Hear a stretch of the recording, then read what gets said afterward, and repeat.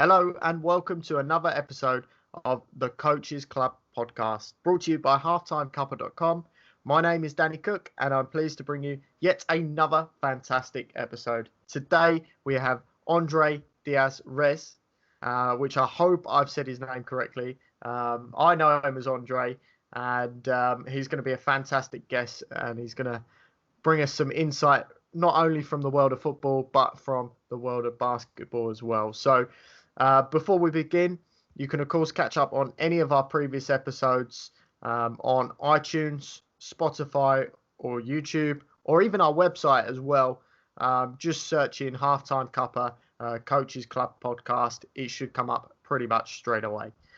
Okay, so that brings us on to the start of today's show. Andre, I hope you are there. Yeah, I'm here. I'm here. Perfect. Okay, so Andre, I hope I didn't butcher your name there. I hope it was okay. No, it's fine. Let's start from the very beginning, I guess. In terms of your coaching background, do you remember when you got into coaching and how and sort of why? I think the first time I coached was London Youth Games basketball. With our close friend Jimmy, who you know is now one of my mentors. Why I started it. I think when I used to sit on the bench, I used to see a lot of stuff and just tell players to maybe I'll give them pointers. So maybe you should pass, move this way, or get into this space, and that's how I kind of just started coaching. It was never a dream of mine because I always thought I was going to make it to the Premier League or the NBA, but it kind of just happened, to be honest. That's interesting. So I guess really your start of coaching came off the back of your playing, I guess, career. So do you mind just touching a bit on that for anyone who's sort of unfamiliar with basketball, what it was like for you as a player, and sort of how you got to that first sort of breakthrough with the London Youth Games and with Jimmy? I think so. I started basketball in year 8, which was very late, but I just fell in love with it, to be honest with you. The whole culture around it, I fell in love with the skills that they had, the athleticism, their personalities. Also, I just love playing. I love training. I love the little stuff about it, like the footwork aspects, and I think that's how I really fell in love with it. But the youth games, in terms of that, I think before that I was supposed to play, but I had just got I didn't play, and I was really up. And then I asked Coach Jimmy if I could play again, like fake my age and play again, but that didn't work. But he said you can coach if you want, and you'll get a bit of change. And I'd been to the youth games before that, and I loved the atmosphere. And I was like, why not be around that atmosphere, see some people that I know, and make a bit of change and help some of my young players out. So yeah, that's how that really happened, to be honest. Nice. We're kind of losing you. You're kind of in and out at the moment with the internet, I guess. So I don't know if there's anything you can do with that at all. But I'm going to carry on, and hopefully it will improve. But yeah. So Jimmy was your coach. How was that? Yeah. Oh, how was that? It was challenging in a very good way. Some days I hated him, some days I loved him. That's how I put it. But at the end of the day, I knew he had my best interest at heart. And also, he was trying to make me the best player I could be. So, and I knew that. So I never took it too personal when it wasn't a good day for him or me, or both of us at the same time. And we've butted heads a lot of times. I guess that's just our personality. Yeah, that's at my school as well. So that's how I got to learn. But yeah, that's how we met. Okay, brilliant. So, sorry, I'm just being attacked by a fly. So, No, um, you obviously started there with the London Youth Games. How did that go for you? That experience? because it was my first time. It was a bit weird because you just want to go out there and play and do it yourself. But yeah, it was that aspect was hard, but you learn certain things sitting on a bench that you would never learn playing and in the moment, because a lot of times when you're playing and you're excited, you kind of black out and you kind of just play. But when you sit down and watch, you find out so much about the game in a different aspect. And yeah, but there was even one time a player wasn't doing something and I just kept telling him to do it. Jim was like, just relax. It's not PlayStation, you're not controlling them with a pad. And I was like, oh yeah, you're right about that. He's his own person. So after that I kind of just became a lot laid back and kind of let them learn let them learn in their own way and make their mistakes, but also trying to help them to make the right ones. So yeah. In terms of, I mean, I'm guessing at this stage, Jimmy, and I'm sure he's going to be a name that pops up throughout this anyway, but I'm guessing Jimmy was really a sort of a role model figure for you. Am I correct in sort of thinking that? Yeah, 100%. He was the one that pushed me into coaching a bit. So, and he's the one that's given me a lot of opportunities to coach football and basketball. So yeah, a very big role model. Okay, so from the London Youth Games, what happens then? Where do you go? Where's your next coaching step? I think my next coaching step might have been St. George's. So I went back to the old secondary school that I went to, and I became a PE teacher. And I just started coaching the basketball team with him. And yeah, it was weird being back in my old secondary school and coaching, but it was a good experience. He's always been the coach that kind of he doesn't give me too much responsibilities. He kind of just he lets me watch, but also if I do have any ideas, he will let me pitch them to him. Yeah, that's what happened after the youth games. But there was a big gap, I think, for about a year while I was doing some youth club work. But yeah, I went straight into St. George's, and I've been there for a while now. And then after that, of course, came ASL, where I met you and Akai, and Yeah. I did some football and basketball there. So yeah, that's what happened after that. Yeah, exciting. So St. George's, I mean, that must have felt really weird going back to your own school, and being, as you say, like a PE teacher, like having a bit of responsibility rather than being the kid that mucks around. I don't know. Did it feel weird? Oh, 100%. Because I had gone back, I think, 2 years later, I'd still known some of the kids there. So they were still calling me by my first name, and Yeah. it didn't always look good. So because I have a young baby face, yeah, they still thought I was one of their friends. But some of them were, but you had Yeah. to sometimes you had to pull them to the side and be like, "You're my guy," but today, Today, you're not my guy. yeah, you just have to. You have to. I'm the teacher today. You kind of have to word certain stuff differently and talk differently. But yeah. After a while, they left, and some new batch kids came, and now it's become a lot easier because they don't know me. Yeah. Yeah, I can understand. Yeah, I'm still being attacked by this fly. I don't know what this fly's doing to me, but um, so you go back to the school. You you say you got like a baby face, and you're obviously Yeah. still kind of friends, loose friends with a couple of them.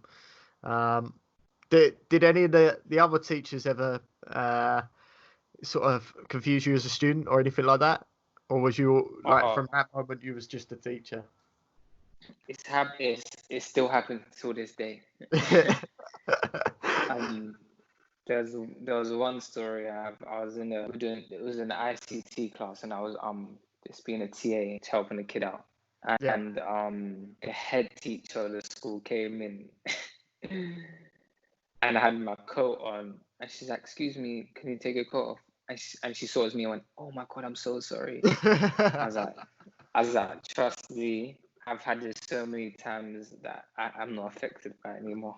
But yeah, it's funny sometimes.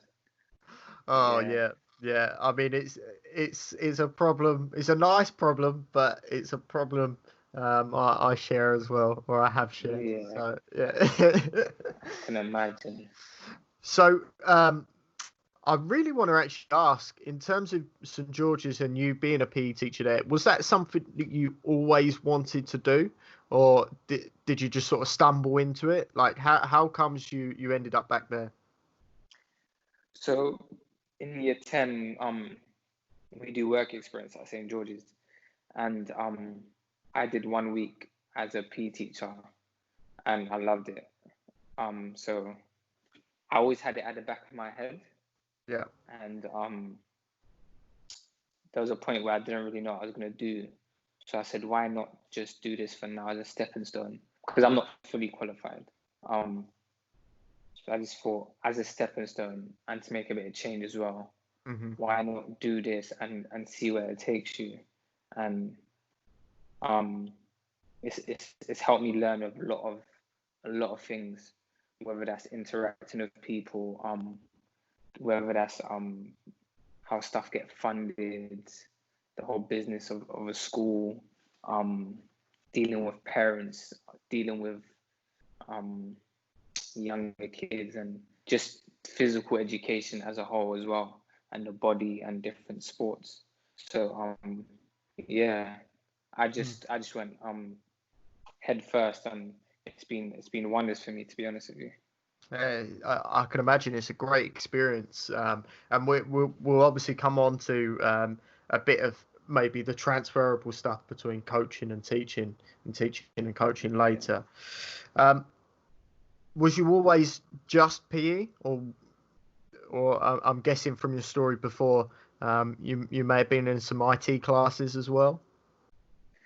So I was in PE, I did some TAing, and I also worked in their behavioral unit with the quote unquote bad kids, I guess. They weren't bad, but No, you no, know, no. yeah, yeah.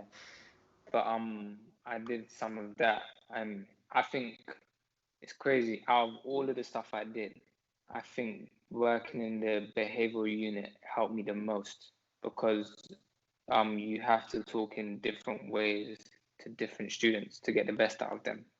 So I think that helped me then come out into mainstream and work with the mainstream P kids. Then I understood them a lot more. Mm. But yeah, Good, good. And yeah, at that point, you're at St George's, so you haven't come to ASL yet.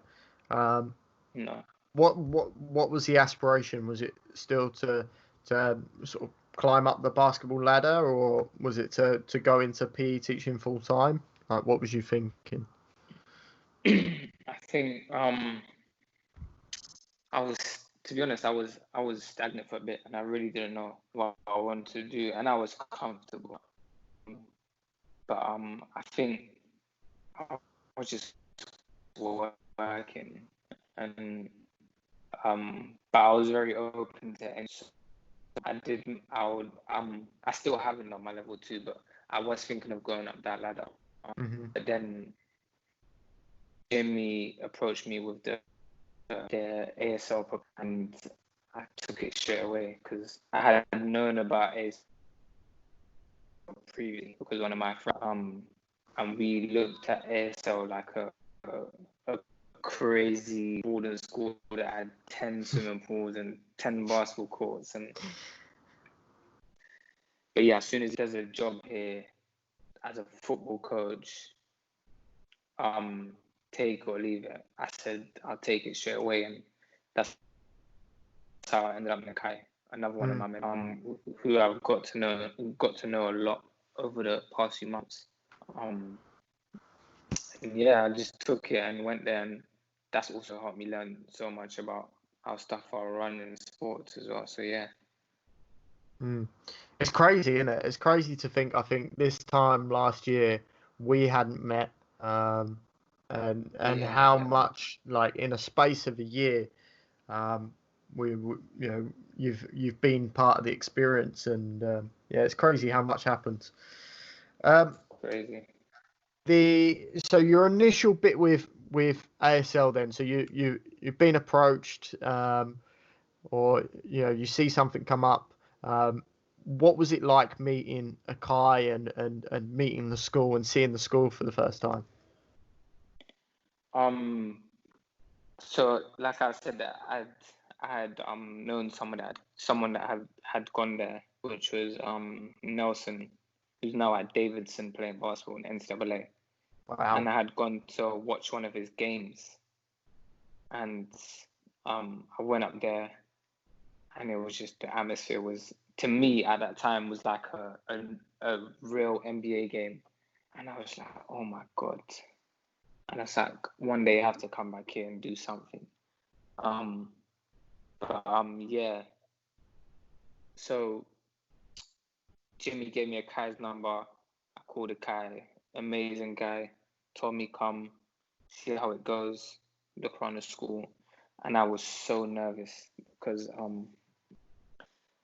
it's a private school. I'm not from the richest background. I didn't go to a private school. I grew up right beside ASL, but in a rougher neighborhood. So going up there, I was kind of nervous because there's stigmas and stereotypes about private schools and stuff. But I went up there and I loved it as soon as I got there. And Kaya was amazing. Also, John Farmer was amazing. The whole atmosphere was amazing. I never felt uncomfortable at all. So as soon as I finished the interview, I came home and I told my girlfriend I'm taking it straight away. So yeah, that's how that happened, and it was just amazing. What was her reaction? I think she was just like, "Oh, okay, no problem. Yeah, you don't have to talk about anything, but yeah, you can just take it." I was like, "Yeah, I'm taking it, whether you like it or not." To be honest. Awesome. So you're before coming to ASL, did you do any football coaching, or was that part of PE? Did that come under your PE sort of teaching? Not really, because I had stopped playing football for 4 or 5 years, and I kind of lost interest in it. But I'd kind of fallen in love with it again, and like I said before, I had always wanted to come back to work at ASL, do something at ASL. So whether it was football, basketball, or golf, I would have said yes, to be honest with you. That's a fair answer. What sparked your interest back in football? Out of interest. I had a difficult few years in basketball where I wasn't I don't know, it wasn't going right, and it happens, and a lot of people, and I stuck with it, and it still didn't get me anywhere because, of course, I'm small. There's a stigma about small basketball players, but so I was like, I was still young at the time. I said, let me still try football to see what it's what it's like. I was being. I've missed. I haven't been in a few years. Let me see what it's saying. And then I played. I scored. And I just fell in love again, to be honest with you. Yeah, I love it. Yeah, I scored, and the buzz of just scoring was crazy. And it was funny enough. It was teachers versus staff game at St. George's, Yeah.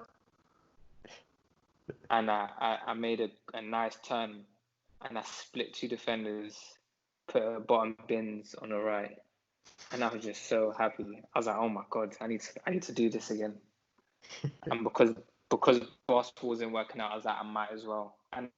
But because football was my first sport, I already know how to play football. You don't have to teach me from basics, so it was kind of like a given. But yeah. Oh, good. So I'm guessing you then did your level 1, or you still waiting to do your level 1? Yeah, I'm still waiting to do my level 1. Yeah, that's cool. You'll fly through that anyway, no doubts.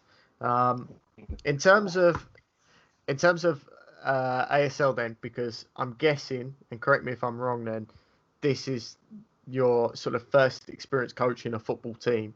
That sort of from August till November. Was that the case? Yeah, it was. Yeah. How was that then for you? It was at the start. It was very difficult. Because there were 8th graders, no 7th graders. So that's nice and young. what's that? Yeah, nice and There, young. So what's that in terms of English years? Probably, I want to say like 12, 13-year-olds. I want to say. Yeah. Something around. Yeah, so they're 12, 13-year-olds, all with iPhones and AirPods. They have all the snacks in the world accessible in ASL. They have amazing pictures down at Kenneth Park. So they were excited always. And I had a few class clowns, but we'll talk about that off podcast, yeah. Off podcast. But yeah, it was because I hadn't played in a long time. I didn't know much drills, so I kind of just had to make it up on a go. Yeah. Luckily, I had Cap, who was the B team coach, Orange team coach, who helped me a lot, and I thank him to this day. Yeah, he would help me a lot on drills and stuff, but he's amazing, man. But good coach. It was difficult at the start because I didn't really know what to do, but after a while, you just kind of get into motion and stuff start coming back, and I think you just have to be creative with it, but also don't make it nonsense because there's a lot of nonsense stuff out there. But be creative. So every session, just have a goal on what you want to work on and be creative with it. To be honest with you, and make sure that everyone's involved and engaged. Because at 13, their attention span gone in a second. But yeah, it was fun at the end. I loved it. I'm gonna pass them over to you next time. Yeah, that'll be fun. But I mean, what you've just highlighted there in terms of the attention span, that unfortunately does transfer well up the age groups, even into men's football. So it's an issue that never disappears. In terms of in terms of that point, you're doing the football sessions as you say, like you're kind of having to come up with sessions on the fly and chat to Cap and chat to a couple others and try and find out some ideas. Was there anything that you transferred over from basketball or your basketball coaching into football? I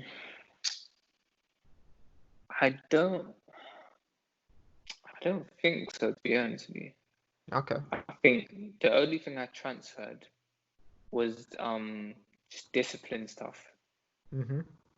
But I'm not gonna sit there and lie and say, yeah, I transferred so much over. Which funny enough, I do feel like you can transfer a lot over from basketball to football, but Yeah. I didn't. I kind of just this discipline stuff, and I kind of started on a blank page and Mm. said, let me just focus all on football and not try to bring any basketball to it. But yeah. Yeah. That's fair. That's fair. What did you want? What did you want to achieve with those boys? What was the goal for you? I think at the start it was my goals were a lot different to how it actually ended at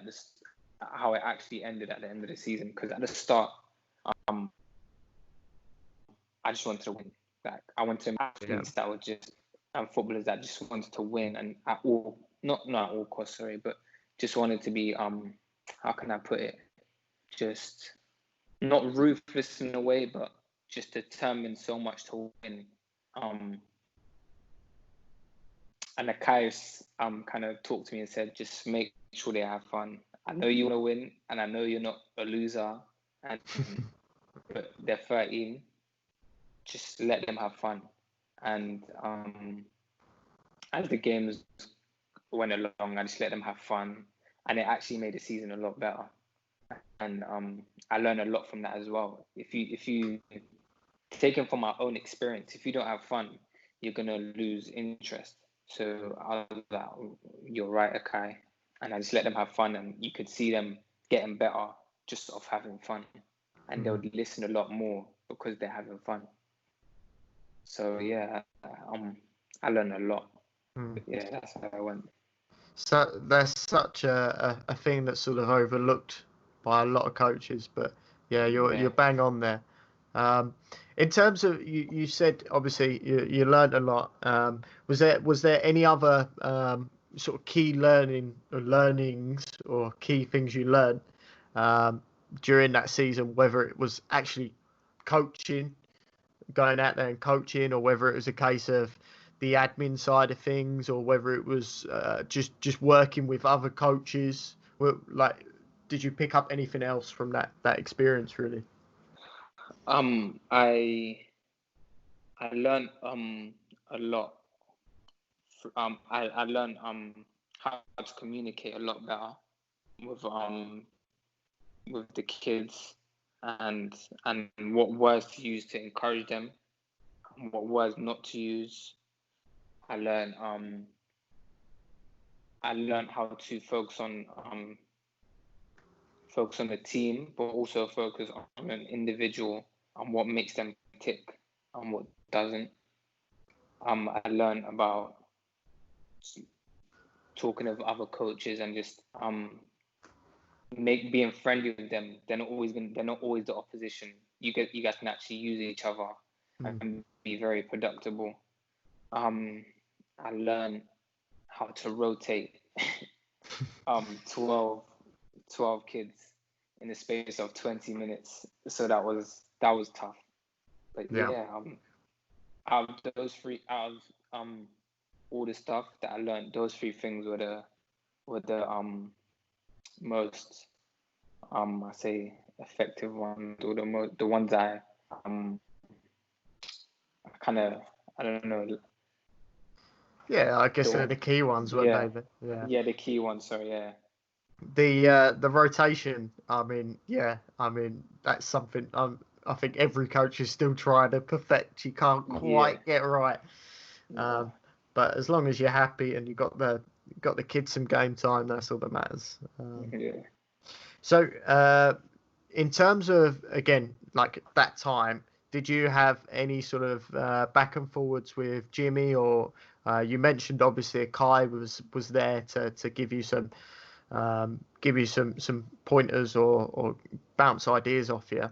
Um, was Jimmy there for that as well? Because I know Jimmy coached at a high school level. He probably did a middle school football team as well. It wouldn't surprise me, but I know he coached at a high school level. So he's had Yeah. experience.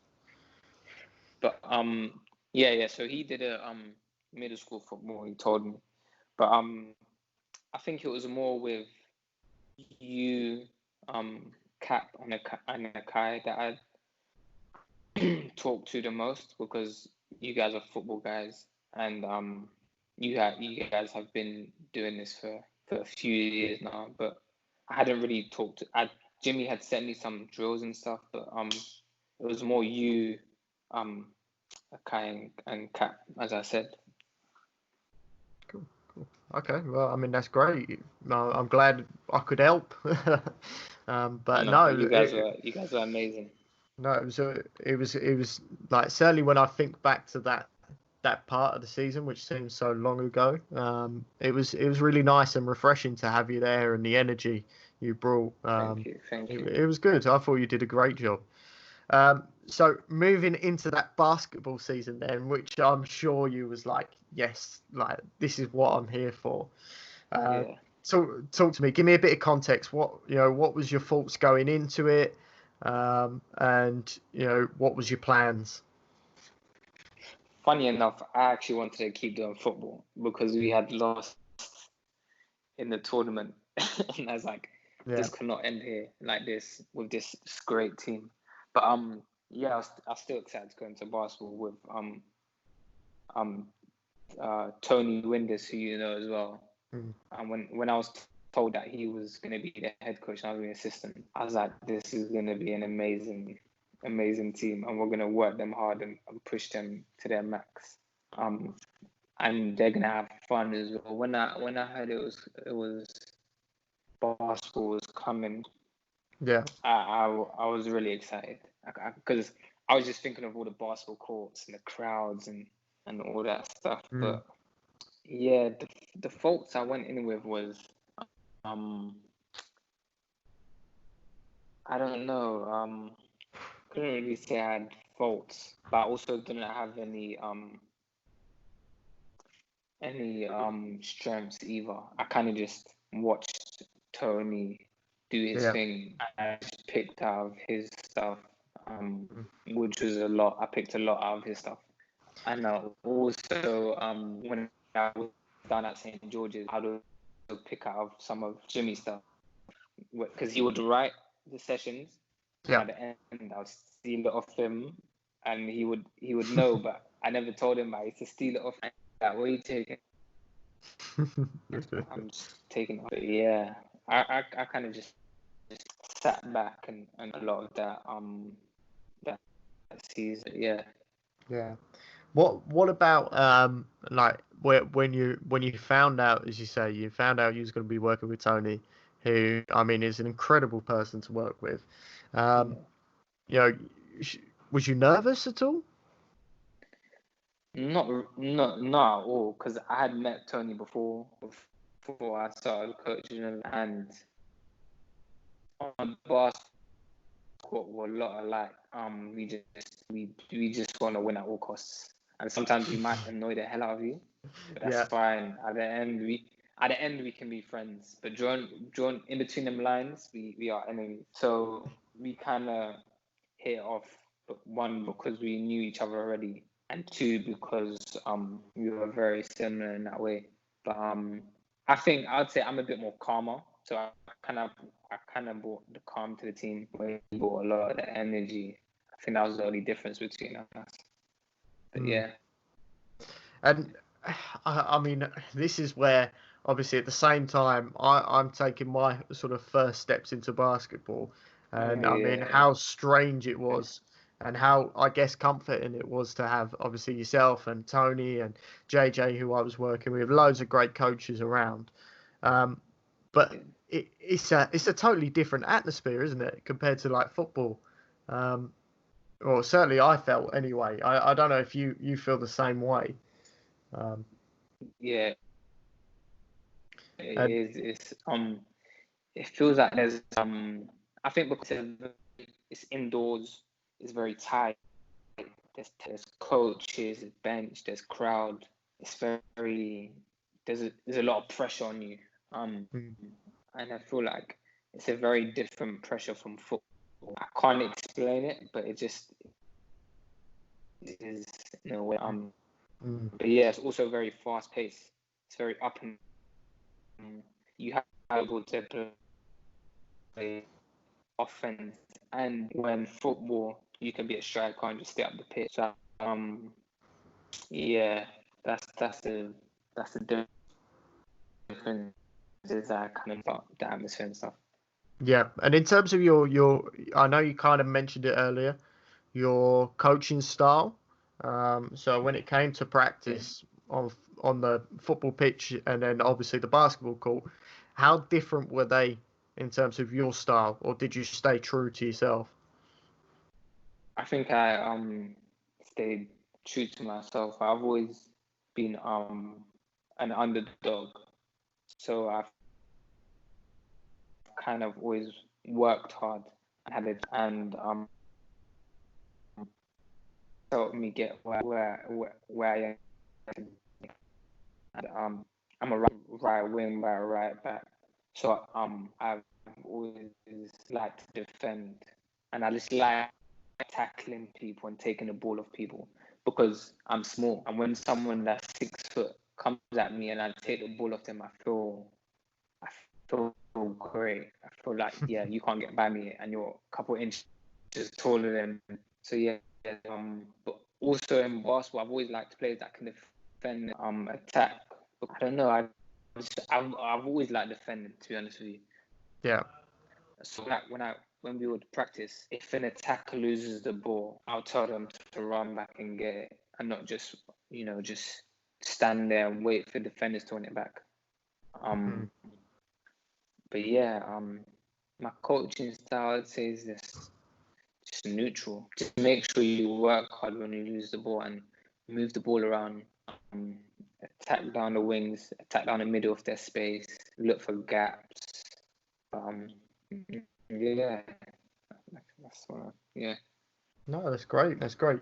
In terms of I guess your basketball coaching side of things now, actually, yeah, I guess in general then, have you got, it could be football as well, have you got any, I know you mentioned Jimmy and I guess with Akai as well, but have you got any role models in terms of the elite level of the game that you want to aspire to be? Kawhi Leonard. I think he's just so. Kawhi Leonard and Damian Lillard, they're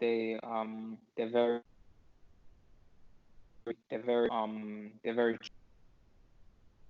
true, but when it comes down to playing, they're dogs, and they really just they're not cocky as well. Like I said, they're humble, but when it's time to work, and they're so skilled as well. So I think those two are one of those two are the guys that I really look up to. Okay, brilliant. In terms of, like as I said, with me, this basketball season that we had was so much fun, and it was a first for me. I kind of gauged from that the basketball coach has potentially more influence on their team than maybe a football coach does. Is that a fair sort of assessment to make on a match day? I think I don't know. That's a good question. I don't think so. For example, Klopp. I feel like he might not be the best technical coach, but his personality makes that Liverpool team and that Liverpool coach go and just be an amazing team. So I wouldn't say basketball coaches have more impact on their players. I just think it's just the type of coach you are and what personality you have and what culture you're trying to bring to your team, whether that's basketball, football, volleyball, whatever sport. If you believe in your coach, you'll work hard and try your best by any means. That coach.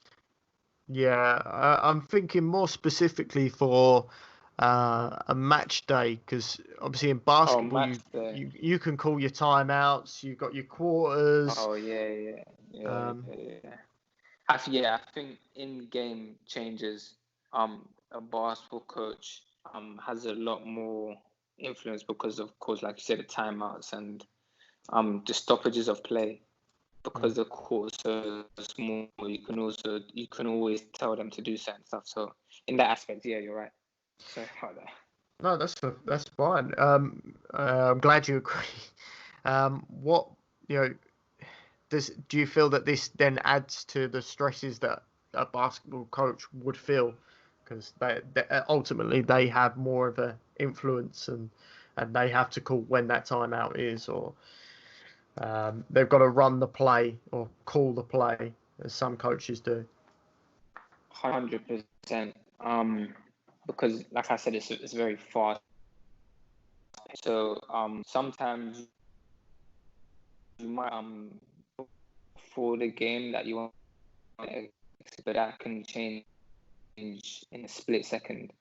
Whether that be an injured opponent doing something that's affecting the way you're scoring, or the opponent scoring on you and you having to change the defensive setups that you are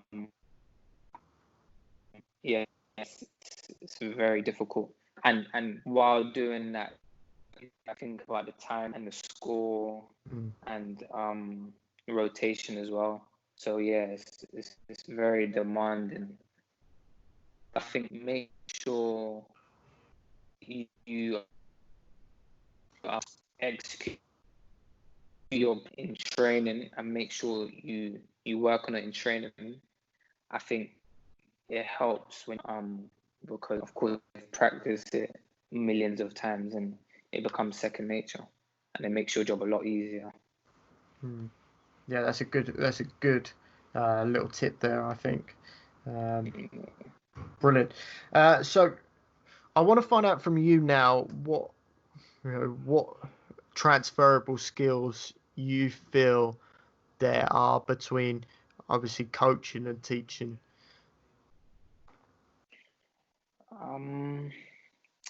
I think teaching I think the teaching aspect of sports, the one thing that I took from it was having fun and bringing it over to the team side of stuff. Um,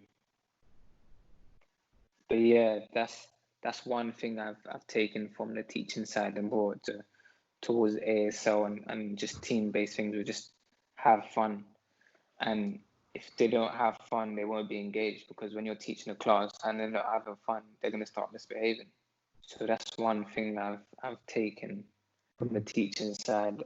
Other than that, I think no, yeah, that's it. Maybe discipline. I think that comes with everything, especially with young kids as well. But Yeah, yeah, good. just the Would you fun would side. would you recommend that kind of experience to someone who wants to be a coach? That having a bit of teaching experience would really help them. Um, I think it would help, but if they didn't want to do it, I don't think they would miss out on much. That's my opinion. But yeah, they're very similar. I just think um, I'd say I would say yeah, do it because as a teacher, you also have to be very creative and you have to be very adaptable because some days certain amount of students might not turn up or you might only have a set amount of time to do that, and that makes you very adaptable and that you have to be very flexible and stuff. So I think yeah, they should do that. They should go into teaching. It might help a lot when they do some team stuff. In terms of like you mentioned it earlier, you're a young looking guy. Um, do you ever struggle for that kind of discipline with some groups because you look so young and they may see you, like you said, in your early days in terms of teaching, it was like they see you as more of a mate than a teaching assistant or a teacher. So is that something that you still find an issue like now when you're coaching? And I guess really, if not, or if it still is, how do you deal with it? Um, yeah, I struggled a bit, but like I said, I didn't shout. I didn't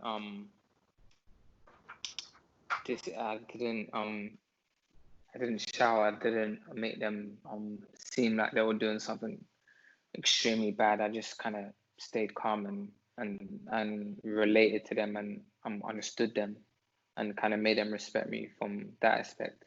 And I didn't really make them fear me. And I think that helped in a lot of ways. Because I was young as well, and I said I was in your spot a couple of years ago, so I know what you're feeling, what you're going through. So if you just let me help, I can help, and that's how kind of I got through it. To be honest with you. Yeah, great. I guess building that trust really, and that Yeah. rapport with them. Yeah, no, that's fantastic. In terms of what makes a good coach to you, I want to find out what qualities you think a good coach needs, whether that be basketball, football, or just even a general sports coach. What does that coach need? I think he needs to be very open to new concepts. I think yeah, you need to be open to new concepts. You need to be willing to listen to your players because sometimes you might actually be wrong. You need to try to have fun as much as possible while learning. I think you have to be a student more than you even have to be a master because you have to learn a lot of stuff to understand the game.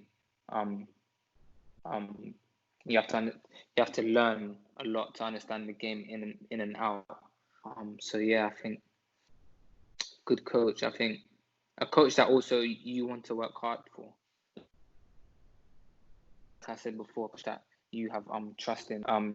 You believe that that coach has your best interests at heart, and you want to work hard for him and kind of repay him that favor. I think that's what kind of makes a good coach. I don't think it's always the technical side of stuff, and that does play a very big part. But I think it's a coach that you're willing to work hard for, and he's also willing to learn from you. Yeah, I think that's important, isn't it? That's very important. In terms of, we've talked about you transferring, I guess, basketball to football, but Yeah. what about from your football experience? Is there anything you would now transfer into your basketball coaching that you learned? Football to basketball, I think what I transfer from football to basketball, I think I don't think I would. Funny No, enough, that's I don't that's think I. that's fine. That's not a problem. I, Yeah. I just wondered if there was anything that sort of stuck out to you, but I'd say no. I couldn't. To be honest, I couldn't tell you. I don't no. think I would. No. Okay, no, that's okay. Looking at yourself now as a coach, what would you Yeah. say is your strongest attribute? What is the strongest part of your coaching? Strongest part. I think I have a high IQ in both basketball and football, and I'm able to relay that through to the players because I'm so young. I can always show them as well. So I think that's one of my biggest strengths. I can always go in the court because my knees aren't done yet. Very soon, I can always go in a coach and show them what I'm talking about. So I think my IQ aspect is one of my biggest strengths. Yeah, I mean that. Let's not underplay the actual being able to demonstrate something is huge.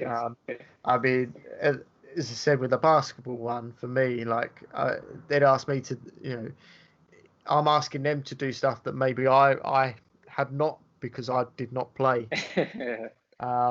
So it's something that's undervalued. But yeah, I've always gauged that from you. Your knowledge of the games, certainly, obviously, basketball well surpasses mine. But yeah, no, that's great. That's great. And like you say, you're always a student of the game, and I'm sure you're continuing to learn and keep finding new things. In terms of let's have a look at what you want to develop as or develop with as a coach. So what do you want to work on? What do you want to improve? I think confidence, because because I haven't been coaching for long, there's a lack of confidence that when I coach, because I might not know everything, and I'm still learning on the go. I think confidence, just being willing to try new stuff, and some drills. I always struggle with drills to come up with on the go. Like some coaches, like Coach Jimmy can just pick a drill out from the depths of rain, and that's the skill I want to learn as well. Yeah, I would imagine that the being able to record drill from anywhere, that will come with experience, I'm sure, and as will the confidence. But I mean, I spoke to, as you probably know, I spoke with quite a few coaches so far during these podcast series, and even myself, I would say confidence is one that a lot of people are looking to develop. It's not one that you're alone in. Is there anything that you're like, any tips or techniques that you're currently using to sort of maintain your confidence or keep it nice and high, or try and keep it nice and high? I think experience is the only way to gain confidence, if I'm being honest with you, because if you're not in them game situations or in them training situations, I don't think it will be very hard to simulate confidence or in that aspect, because you just can't simulate it. You can't just put on a computer and put how to gain confidence. It's very hard to gain confidence like that. You kind of have to be put in a deep end to kind of learn that, and I think that comes with experience. So I think experience is the only way you yeah, I like that. Yeah. We obviously talked a lot about football and basketball, and at the moment we've got quarters currently in football with the drinks breaks, the unofficial sort of break, the unofficial quarters. So I want to get your thoughts on that first. Do you think that's something that should stay longer term as a football fan yourself? 100%. Because I know how it feels to play football and just wanting to just have a drink for 2 seconds to regain your energy. But also, I think it helps in the sense of less injuries, which I know the FA, the whole sport, like the league, I know that's what they want to minimize as well, because at the end of the day, you want the best players to be healthy. So I think they should keep it. Yeah, and if there was a football rule, I mean, it's hard because there's probably lots that aren't really applicable, but if there's one that pops into your mind that you would take into basketball, have you got any in mind?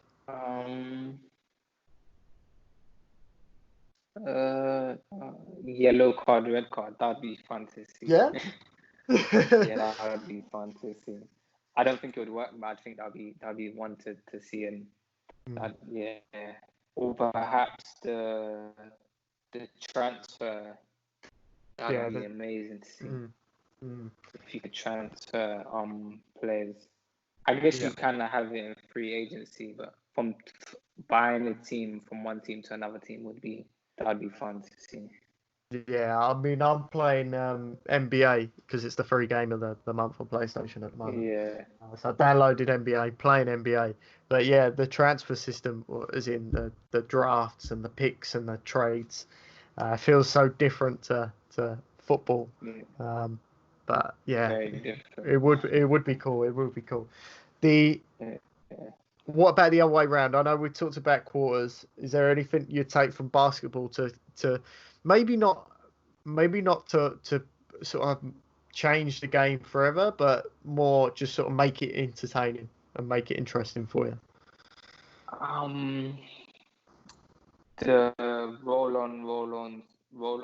off subs, that'd be amazing.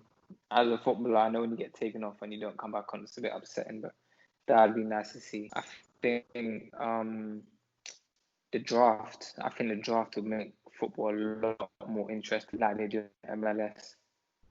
So, for Mhm. example, the bottom teams will get a pick of the newest wonder kid, and that would be interesting to see. But yeah, Yeah, that's a good shout. For me, I'm thinking I quite like the foul count, and then obviously you get a free throw. Um, like okay. So, what about if they did that in football, where you clocked up a number of fouls, and then it was just a penalty or something like that? I think that'd be Oh, interesting. What do you think? that would be very interesting. But I'd also get a lot of people upset. So, Yeah. but Oh that'd yeah, be it'd very kill the interesting. game, but yeah, it would be Yeah. interesting. Okay, we're on to the last couple of questions now. So thank you for your time, Andre. There's only a couple No left. problem. So I wanna find out from you, because obviously we have young coaches listening in, of all sports. What if you had any tips for those younger coaches or younger people aspiring to be coaches? If you had any tips that you'd like to share with them. Be willing to learn.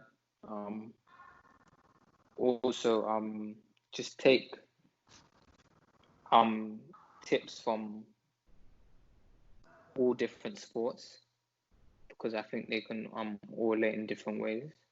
I think um find inspiration outside of sports as well. Um, and bring it into sports.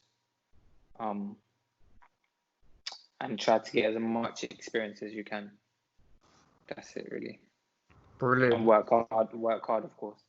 Yeah, great words there. Great words. And then obviously, from your basketball background, this is probably from a selfish point of view, but any tips for sort of new basketball coaches who probably have very little experience in the game? Any sort of tips that you'd give them? I think just watch the game. Just watch like whole games. Don't watch highlights because a lot of the time highlights are just the good parts. And to to get to the good parts, you need to be able to see the bad parts and work on them. And I told that to a lot of the players as well. Watch a whole game, 1 hour and 30 minutes. Because that's how you learn the game. You learn um what not to do and what you should do to put yourself in the right position to score or to defend. So I think yeah, just watch a lot of games and yeah, that's it really. Yeah, that's great. That's great. I'll certainly be doing that and playing some NBA. I think that's the way to go. Penultimate question. So one before the last one. Lockdown. Now, obviously, that's something that's still technically kind of going on at the moment. Um, Yeah. Although we're in the latter stages. How's it been for you? And have you been using this time to watch Last Dance or find out some coaching sessions? Like what have you done in this time? To be honest, I've just been relaxing if I'm being honest with you. Ah, um that's cool. That's good. I've just I've just been relaxing and kind of just taking it day by day and not being because I know before everyone went in they were like I'm gonna learn the piano, I'm gonna learn to do this and fly a plane and I was kind of like I said the same thing, but once it happened, I was like, I'm not gonna stress myself out. I already have 2 jobs. Let me just relax. It might be my only time to relax, especially being a young coach and wanting to climb up the ladder quick. I just kind of told myself, just take it a day at a time, let your hair grow out, just be kind of free. Or you have the Quite time. literally with the hair, Yeah, yeah. yeah, literally. Yeah, That's it's brilliant. been all right. It's been all right. Good.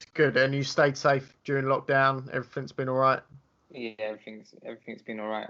Thankfully. Lovely. Glad to hear. Final question then.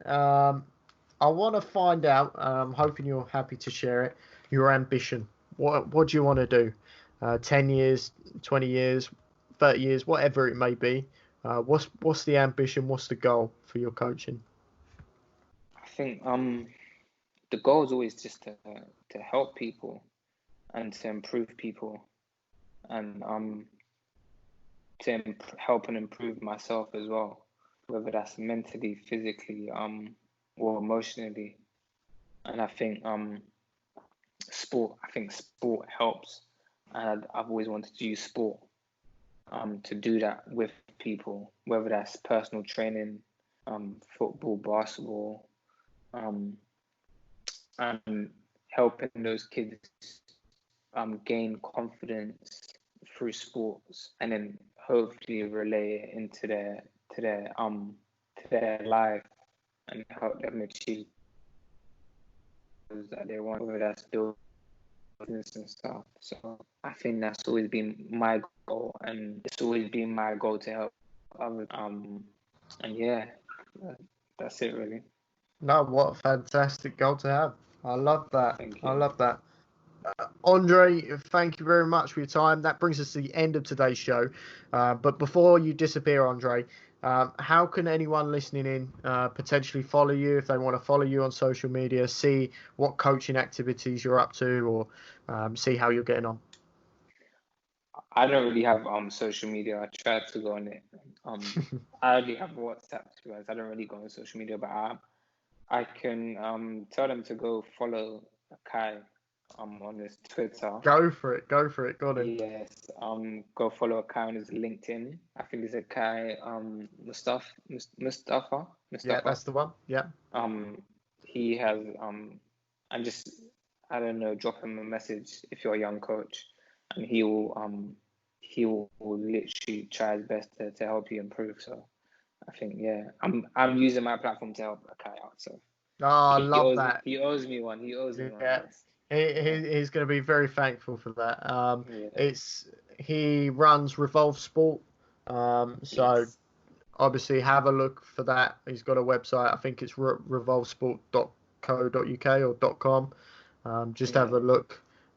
He was on a previous episode anyway, so Yeah. it's good to kind of bring everyone together. Yeah. But no, brilliant. Thank you, Andre. You can of No course problem. follow Halftime Cuppa on Twitter using our handle at halftime_cuppa. And my personal account is at DannyCook1996, should you wish to follow. As mentioned at the very, very start of today's show, you can, of course, catch up on any of our previous episodes using Spotify, iTunes, YouTube, and, of course, our website, halftimecuppa.com. Just by searching for Halftime Cuppa Coaches Club, it should be pretty much there when you search for it. So, Andre, thank you very much for coming on. Thank you. Not a problem. Thank Not a problem. Stay safe, and until next time, goodbye. you too. Thank you. Thank you. Goodbye. Bye. Bye.